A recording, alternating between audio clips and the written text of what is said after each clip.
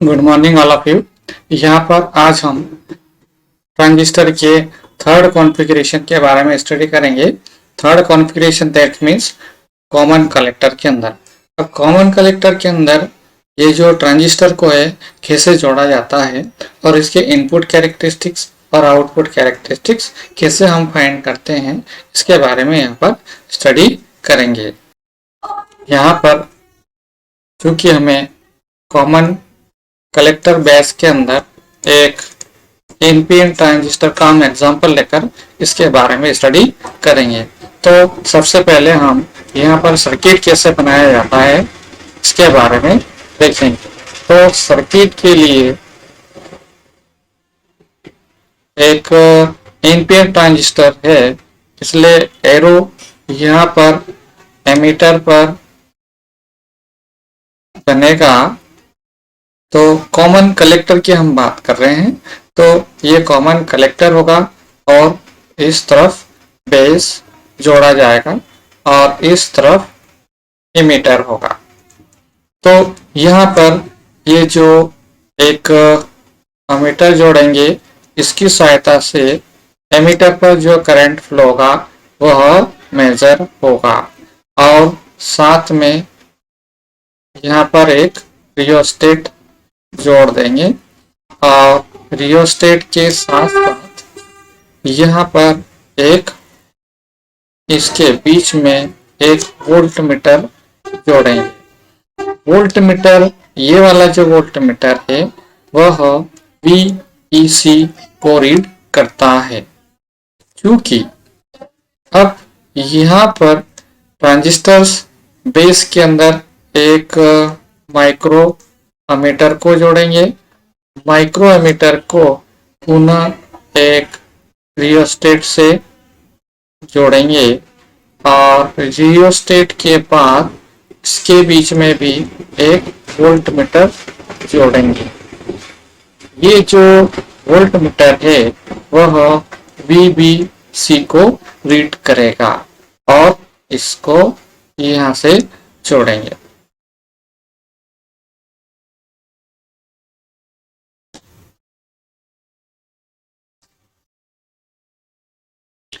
अब हम जानते हैं कि ये जो ट्रांजिस्टर का कॉन्फ़िगरेशन है इसको हम किस मोड में जोड़ते हैं, किस तरह से इसको बाइसिंग किया जाता है, वह हम पहले पढ़ चुके हैं कि कॉमन बेस, कॉमन इमीटर और कॉमन कलेक्टर के अंदर इस तरफ फॉरवर्ड बाइस, इस तरफ रिवर्स बाइस, इस तरफ फॉरवर्ड बाइस, रिवर्स बाइस और कॉमन कलेक्टर के अंदर दोनों ही तरफ फॉरवर्ड बाइस होता है।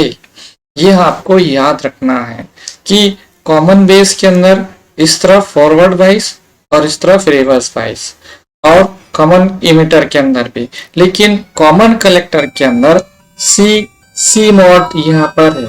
सी यानी ये सेम है। सेम का मतलब क्या होता है कि फैक्टर उसका ज्यादा होता है। तो यहाँ पर हम फॉरवर्ड बाइस और यहाँ पर फॉरवर्ड बाइस में जोड़ा जाता है। ये एक NPN ट्रांजिस्टर है और NPN ट्रांजिस्टर के अंदर ये जो एरो है वह बाहर की तरफ होगा और PNP ट्रांजिस्टर में एरो एमीटर पर अंदर की ओर होता है। तो यहाँ पर ये जो टर्मिनल है वो पॉजिटिव है, तो इसको हम फॉरवर्ड बाइस में जोड़ने के लिए बैटरी के प्लस सिरे से जोड़ेंगे। इसी प्रकार से ये एन टर्मिनल है, तो एन टर्मिनल को फॉरवर्ड बाइस में रखने के लिए इसको नेगेटिव से जोड़ेंगे। तो इस प्रकार से ये जो कॉमन कलेक्टर के अंदर ट्रांजिस्टर को जोड़ा जाता है। ट्रांजिस्टर स्पेशली NPN ट्रांजिस्टर है, इसको इसका कैरेक्टरिस्टिक्स कर्व के बारे में हमें यहाँ पर स्टडी करना है। तो अब इनपुट कैरेक्टरिस्टिक्स निकालें और बाद में यहाँ पर या इस तरफ आउटपुट कैरेक्टरिस्टिक्स हम फाइंड करेंगे। तो इनपुट कैरेक्टरिस्टिक्स के अंदर हम जानते हैं कि इस वोल्टेज को फिक्स करके इस वोल्टेज को इसकी सहायता से बढ़ाया जाता है, इधर इसकी सहायता से बढ़ाया जाता है। बैटरी B1 कह दें, बैटरी B2 कह दें, S2 कह दें इसको, और ये H1 है। अगर हम यहाँ पर प्लस होगा, माइनस होगा, प्लस होगा और ये माइनस होगा। इसी प्रकार से ये माइनस और इधर प्लस, माइनस और प्लस। तो इस प्रकार से साइन लिखते हैं। अब चूंकि हम जानते हैं कि इनपुट कैरेक्टरिस्टिक्स निकालने के लिए इस वोल्टेज को फिक्स किया जाता है, कोई भी वोल्टेज हो, हमें इससे कोई मतलब नहीं है। यहाँ पर पहले सर्किट को बहुत अच्छे से आपको ध्यान से बना लेना है। यहाँ पर जो भी वोल्टेज आता है उसी वोल्टेज को आपको फिक्स करना है। इस वोल्टेज के कॉरेस्पॉन्डिंग इनपुट कैरेक्टरिस्टिक्स निकालने के लिए एक पर्टिकुलर वैल्यू पर इसको फिक्स करके यहाँ जो वोल्टेज अप्लाइड करेंगे इस बैटरी की सहायता से, इसको हम यहाँ पर मेजर करते हैं और साथ ही साथ यहाँ पर करंट कितना होगा वह IB मेजर कर लिया जाता है। अब यहाँ पर इनपुट कैरेक्टरिस्टिक्स निकालने के लिए VEC को फिक्स करके VBC को बढ़ाते हुए IB को नोट डाउन किया जाता है। यदि हम यहाँ पर ये जो ग्राफ होगा वह थोड़ा सा जो हमने पहले जो ट्रांजिस्टर कॉमन बेस और कॉमन इमिटर के अंदर जो ग्राफ मिले थे उससे थोड़े से डिफरेंट होंगे, क्योंकि इसके अंदर एक्चुअल में क्या होता है कि यहाँ से हम ये जो VBC अप्लाई कर रहे हैं, VBC का मान होगा वह VCC माइनस VBE के बराबर होगा। एक्चुअल में VCC जो ये वोल्टेज है वो VCC के नाम से जानते हैं, या हम जो सप्लाई देते हैं उसको हम VCC के नाम से जानते हैं। या यूं कहें कि ये जो टर्मिनल है इसके बीच में, इनके बीच में जो वोल्टेज जनरेट अप्लाई होता है वही VCC के नाम से जानते हैं। तो यहाँ पर हम VBC को कैसे मेजर करेंगे? सपोज करें कि यहाँ से जो वोल्टेज दिया गया है एक्चुअल में यहाँ पर VBC का मान है वह VCC के लगभग बराबर ही होता है, लेकिन यहाँ पर VBE है, ये वाली वैल्यू VBE है। तो VBE का मान सिलिकॉन के लिए 0.7 इलेक्ट्रॉन वोल्ट होता है और जर्मेनियम के लिए 0.3 इलेक्ट्रॉन वोल्ट के बराबर होता है। यह बहुत अच्छी तरह से हम लोग जानते हैं। तो सिलिकॉन Si के लिए 0.7, क्या में इसके बीच में ये जो टर्मिनल बनते हैं बेस और इमिटर के बीच में, तो वहां पर ये जो जंक्शंस बनता है वहां जो फोरबिडन गैप बनता है वह 0.7 इलेक्ट्रॉन वोल्ट के बराबर होता है। जर्मेनियम के लिए 0.3 इलेक्ट्रॉन वोल्ट होता है। तो उस कंडीशन में VBC की वैल्यू होगी वह 2 माइनस 0.7 यानी कि 1.3 इलेक्ट्रॉन वोल्ट के लिए होगी या के बराबर मान होगा। अब यहाँ पर हम क्या कर रहे हैं? VBC का मान बढ़ा रहे हैं। तो VBC का मान बढ़ाने पर IB का मान बढ़ना चाहिए। क्या कह रहा है ये? VBC का मान बढ़ाने पर IB बढ़ना चाहिए, लेकिन एक्चुअल में ऐसा नहीं होता है, बल्कि क्या होगा? VBC का मान अगर बढ़ाते हैं तो ये IB का मान घट जाता है। IB का मान क्या होगा? घटेगा। ये हमें यहाँ पर ध्यान रखना है। इसके पीछे रीजन क्या है कि VBC का मान कितना होगा? ये फिक्स होगा। ये जो वैल्यू होगी आपकी 1 पॉइंट वैल्यू होगी, ये भी वैल्यू 1.3 इलेक्ट्रॉन वोल्ट के बराबर होगी। लेकिन यहाँ पर हमारे पास ये जो इसका मान होगा, क्योंकि आई बराबर क्या होता है, आई बी प्लस आई सी के बराबर मान होता है। तो इस कंडीशन में इसको सेटिस्फाई करने के लिए आई बी की वैल्यू को डिक्रीज होना पड़ेगा। तो इस प्रकार से यहाँ पर आई बी की वैल्यू डिक्रीज हो जाती है। नो, अब यदि हम ग्राफ की अगर हम बात करें तो इसका जो ग्राफ है वह कैसे बनेगा। तो ग्राफ को बनाने के लिए यहाँ पर जो ग्राफ बनेंगे वह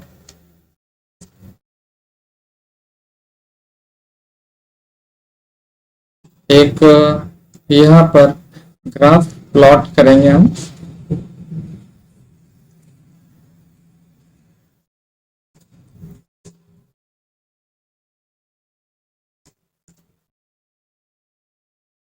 यहाँ पर ये जो ग्राफ हम ड्रॉ करेंगे उसका जो मान होगा वह बीबीसी होगा और इसके कॉरेस्पॉन्डिंग आईबी को नोट डाउन करेंगे। तो आईबी को अगर हम नोट डाउन करते हैं और साथ ही साथ फिक्स किसको रखते हैं हम लोग, यहाँ वीईसी को फिक्स रखा जाता है। तो वीईसी की वैल्यू यहाँ पर कोई पर्टिकुलर वैल्यू दे देते हैं हम, वीईसी का मान 2 वोल्ट दे देते हैं। तो इस कंडीशन में यहाँ पर ये जो आईबी है वह माइक्रो एम्पियर में मुझे मिलेंगे। तो 10, 20, 30, 40 एंड सो ऑन। तो यहाँ जो ग्राफ मिलेंगे वह कैसे मिलेंगे, यहाँ पर देखने वाली चीज है। यहाँ पर आपको हमें ग्राफ ऐसा मिलेगा, यानी ये जो ग्राफ मिलेगा वह अलग ही टाइप के हमें ग्राफ मिलते हैं। इसी प्रकार से यदि हम एक दूसरे अगर ग्राफ ड्रॉ करते हैं कि मान लीजिए यहाँ पर ये जो VEC का मान 2 वोल्ट रखा है, यदि हम यहाँ पर VEC का मान 4 वोल्ट कर देते हैं तो 4 वोल्ट के कॉरेस्पॉन्डिंग VBC ये जो वैल्यूज है वह हम 2, 3, 4, 5 इस प्रकार से यहाँ पर यह वैल्यूज ले लेते हैं। तो ये जो ग्राफ है वह बहुत ही ड्रास्टिकली अलग टाइप के मिलते हैं, यानी कंटिन्यू कोई ग्राफ हमें यहाँ पर नहीं मिलता है। तो इस कंडीशन में यदि R इनपुट का मान निकालना चाहें इस ग्राफ की सहायता से, तो R इनपुट का मान होगा इसके स्लोप का जस्ट इनवर्स होता है। तो del VBC by del IB और कांस्टेंट VEC रखा है, कांस्टेंट VEC के बराबर। इसकी जो वैल्यूज होती है वह 30 to 50 किलो ओम के बराबर होगी, किलो ओम के बराबर आता है इसका मान। तो इस प्रकार से इसका जो मान होगा वो 30 से 50 किलो ओम के बराबर इनपुट रेजिस्टेंस होगा वह प्राप्त होता है। अब ये जो ग्राफ हो गया है वह इनपुट कैरेक्टरिस्टिक्स हो गया। इसी प्रकार से आउटपुट कैरेक्टरिस्टिक्स हम निकालते हैं। तो आउटपुट के लिए इसको फिक्स किया जाता है। यह हमेशा ध्यान रखें आप कि इसको फिक्स करके इसको बढ़ाते हुए यहाँ जो भी वोल्टेज होगा, इसको बढ़ाते हुए यहाँ जो भी करंट होगा उसको हम मेजर करते हैं। तो यहाँ पर भी सेम पहले वाले जो हमने ग्राफ निकाले थे सेम एज इट इज यहाँ पर ग्राफ प्राप्त होता है कि यदि यहाँ पर एक एक्सिस ले लें और साथ ही साथ यहाँ पर ये पॉइंट जनरेट किए जाएं और यहाँ पर ये जो करंट है वो हम I लेंगे और इधर वोल्टेज होगा वह VEC के बराबर। तो ये वोल्टेज VEC की वैल्यू इधर लेंगे, यानी इस एक्सिस पे इसका मान 1, 2, 3 4 5 6 इन वोल्ट के अंदर। इसी प्रकार से इधर करंट लेंगे, यह मिली एम्पियर में मेजर किया जाएगा। ये जो ग्राफ है वह सेम एज इट इज मिलता है जैसा कि हमने पहले वाले ग्राफ के अंदर फाइंड किया था। तो यहाँ पर इसके जो ग्राफ है वह सबसे पहले आई का मान, आई बी का मान 0 रख देते हैं। आई बी की वैल्यू 0 रखने पर VEC की वैल्यू बढ़ाते हैं। VEC का मान, चूंकि यहाँ पर हम इसका मान फिक्स करके इसको बढ़ाते हुए इसकी वैल्यू नोट डाउन करते हैं, तो इसके अंदर ये जो ग्राफ बनेगा वह किस प्रकार से बनेगा। यदि हम IB इक्वल्स टू 0 पर अगर ग्राफ अगर ड्रॉ करते हैं तो यहाँ पर ये जो ग्राफ होगा वो सिंपल इस टाइप से मिलेगा। इसी प्रकार से पुनः यहाँ पर ये जो वैल्यूज है 1 2 3 4 और 5 मिली एम्पियर ले लेंगे। अब IB का मान 0 लिया मैंने तो ग्राफ ऐसा मिलेगा। अगेन अगर IB की वैल्यू 20 माइक्रो एम्पियर, यहाँ पर 0 माइक्रो एम्पियर, तो यहाँ पर जैसे जैसे VEC का मान पुनः 1 2 3 4 5 के कॉरेस्पॉन्डिंग I को नोट डाउन करते हैं तो इसका जो ग्राफ मिलेगा वह इस टाइप से मिलेगा। इसी प्रकार से IB का मान 30 माइक्रो एम्पियर अगर रख दें तो इसका जो ग्राफ होगा वह सेम एज इट इज आएगा और इस टाइप से मिलेगा। और थर्ड वाला या फोर्थ नंबर का होगा वह 40 माइक्रो एम्पियर, ये IB की वैल्यू प्राप्त होती है। तो इस प्रकार से यहाँ पर इस रीजन को कट ऑफ रीजन के नाम से जानते हैं। ये वाला जो रीजन होगा वह एक्टिव रीजन होगा, एक्टिव रीजन के नाम से जानते हैं। और ये जो रीजन होता है वह सैचुरेटेड रीजन, सैचुरेटेड रीजन के नाम से जानते हैं। तो इस प्रकार से यहाँ पर ये आउटपुट ग्राफ मिलता है। अगर यहाँ पर आउटपुट रेजिस्टेंस मेजर करें, ये जो आउटपुट रेजिस्टेंस है वह इसी ग्राफ से कोई भी एक ग्राफ ले लेते हैं हम, या इसके कॉरेस्पॉन्डिंग ले लेते हैं और इसका स्लोप निकालें। आर आउटपुट का मतलब यहाँ पर स्लोप निकालें, यानी कि स्लोप की जो वैल्यू होगी वह del VEC by del IE के बराबर होगी और यहाँ पर IB को कांस्टेंट रखा जाता है।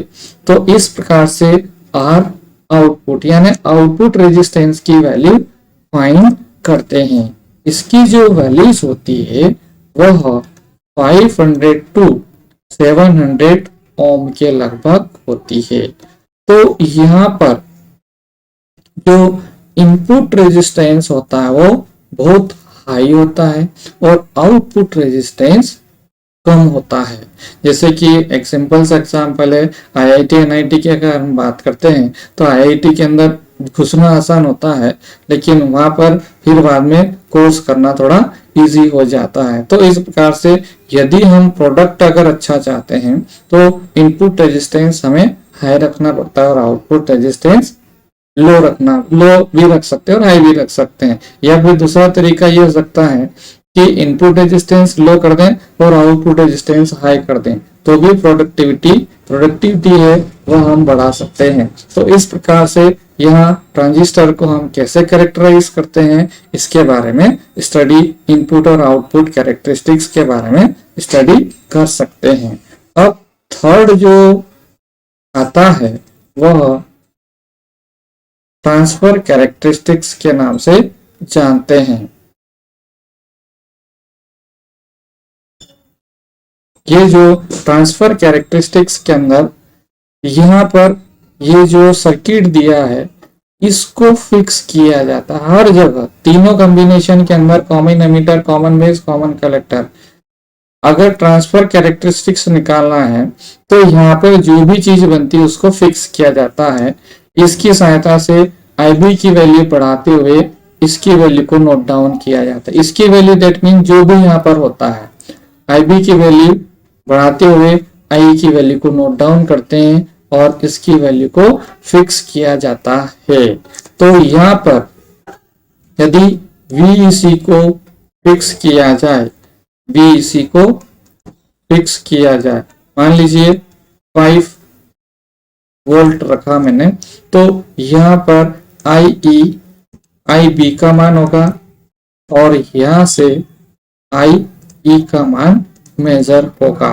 तो IE मिली एम्पियर के अंदर 10, 20, 30, 40 और 50 मिली एम्पियर। इसी प्रकार से यहाँ पर IB मिली एम्पियर में होगा, ये जो IB होगा वो माइक्रो एम्पियर में होगा। यहाँ जो वैल्यूज है वह 20, 30, 40, 50 एंड सो ऑन ली जाती है। अब इसकी वैल्यू फिक्स करके IB का मान बढ़ाते हुए IE को नोट डाउन करें तो यहाँ पर एक स्ट्रेट लाइन मिलेगी, एक स्ट्रेट लाइन मिलती है और इसकी सहायता से गामा की वैल्यू निकाली जाती है, ना करंट गेन का मान निकाला जाता है। करंट गेन के लिए output current by input current निकाला जाता है और कांस्टेंट हम यहाँ पर VEC को रखते हैं और इसकी जो वैल्यूज होती है वह लगभग 150 के बराबर होती है, 150 के लगभग होती है। अब यहाँ पर ये जो ट्रांजिस्टर्स है इसको हम एमिटर फॉलोवर के नाम से भी जानते हैं। क्यों? इसके पीछे रीजन ये है कि एमिटर करंट होता है वह बेस करंट के ऊपर डिपेंड करता है, यानी बेस करंट जैसे जैसे हम चेंज करते हैं एमिटर करंट वैसे वैसे चेंज होता है, इसलिए हम इसको एमिटर फॉलोवर के नाम से जानते हैं। तो इस प्रकार से इसके जो कॉमन कलेक्टर के अंदर एक NPN ट्रांजिस्टर को हम कैरेक्टराइज कर सकते हैं। Thanks for watching.